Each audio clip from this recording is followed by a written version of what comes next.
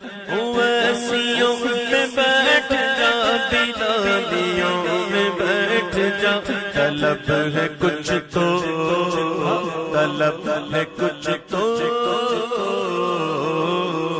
तलब है कुछ तो। अस्सलामु अलैकुम वरहमतुल्लाहि वबरकातहू। मेरे प्यारे आका सल्लल्लाहु ताला अलैहि वसल्लम के प्यारे दीवानों और सिलसिला वेशा के प्यारे मुरीदों, दुरूद पाक पढ़ी। अल्लाहुम्मा सल्ली अला सय्यिदना मौलाना मुहम्मद व अला आलि सय्यिदना मुहम्मद व बारिक वसल्लम सल्लल्लाहु ताला अलैहि वसल्लम। एक रोज मौलवी कल्लन खां आड़ती सकना मोहल्ला राजद्वारे का मुलाजिम अब्दुल करीम खान रात के 10 बजे आप सरकार यानी कि दादा हुजूर के पास आया और कहा कि हुजूर, मौलवी साहब की लड़की मुसम्मा रियासत ने हैजा किया है और काफी बीमार है। सरकार निजामुल हक साहब ने दवा बताई। दवाई समझकर वो करीम खान थोड़ी दूर गया ही था कि सरकार निजामुल हक साहब ने उसे वापस बुला लिया और फरमाया कि लड़की का बाप हकीमों डॉक्टरों को मानने वाला है, उन पर बहुत यकीन रखता है। मैंने जो दवा तुमको बताई है वो दवा उसके बाप को मत बताना, हकीमों से इलाज करवाने दो, बस मुझे वक्त वक्त पर खबर देते रहना। एक रात 1 बजे को करीम खान आया और बोला कि हुजूर, लड़की सो गई है, काफी ज्यादा हालत खराब है।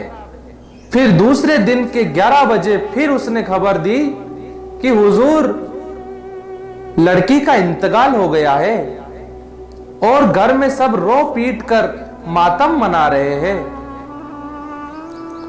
उस वक्त अमन खां, बहादुर खां, छुट्टन खां, साकिनान मोहल्ला बेरी सब आपकी खिदमत में हाजिर थे। हुजूर निजामुल हक साहब ने फरमाया, करीम खान कागज और पेंसिल लेकर आओ। करीम खान कागज और पेंसिल लेकर आया। फिर आप सरकार ने कागज पर लिखा कि ए खुदा, तुझको ये अच्छी तरह मालूम है कि मुसम्मा रियासत मुझसे बचपन से ही मोहब्बत करती थी। उसकी मोहब्बत करने की वजह से मुझे भी उससे मोहब्बत हो गई थी। तू उसको देख ना सका, तूने उसे मार डाला। इतना लिखकर वो खत हमारे हुजूर सरकार दादा हुजूर ने करीम खान को दे दिया और करीम खान से फरमाया कि वापस उसके घर चला जा। करीम खान ने उसके घर जाकर देखा कि लड़की जिंदा हो गई है। वो खत उसने मौलवी कल्लन खां यानी कि लड़की के बाप को दिखाया। वो खत देखने से उन्हें बेहद मुशर्रत हुई और करीम खान को अपनी दुकान खोलने के लिए बाजार भेज दिया।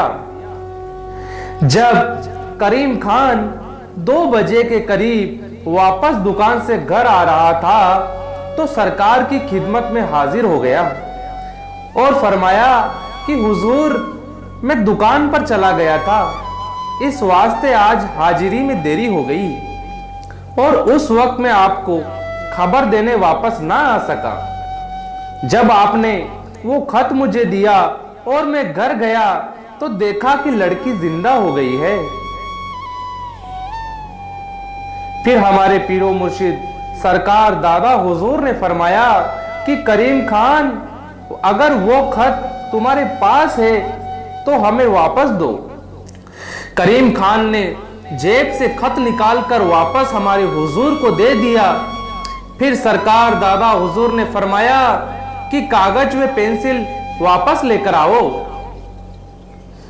जब सरकार के सामने कागज व पेंसिल हाजिर किया गया तो सरकार दादा हुजूर ने फिर लिखा कि ए खुदावन, तू मेरे खुलूस और मोहब्बत को अच्छी तरह जानता है, लेकिन तू कल्लन खां के मुनाफिकाना तर्ज से भी अच्छी तरह वाकिफ है। लिहाजा मैं तेरी मर्जी के खिलाफ नहीं चाहता, जो तुझको मंजूर हो वो कर। फिर सरकार ने वो खत करीम खान को देकर कहा कि अब वापस उनके घर जाओ। करीम खान फिर जब मकान पर पहुंचा तो क्या देखता है कि लड़की मर चुकी है और उसके घर वाले रिश्तेदार रो पीट रहे हैं। करीम खान ने वापस आकर हुजूर निजामुल हक साहब को इत्तला दे दी कि जनाब, लड़की का फिर इंतकाल हो गया है।